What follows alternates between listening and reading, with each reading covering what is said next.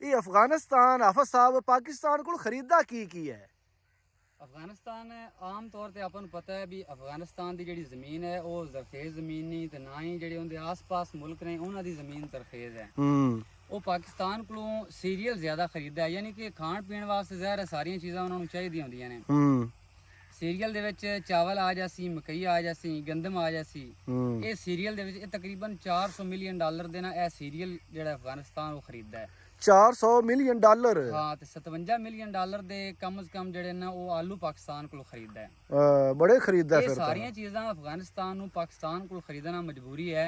उनकी वजह है भी और आस पास जड़े मुल्क ने ना उन्होंने को खरीद नहीं सकता, तो पाकिस्तान जड़ा है उन्होंने जमीनी रास्ता पाकिस्तान को लगता है। हुण अगर फर्ज करो ये सवाल आवे भी पाकिस्तान को क्यों खरीदते हैं, भी पाकिस्तान आलू कोई ज्यादा अच्छा है या बाकी सीरियल को ज्यादा अच्छे ने।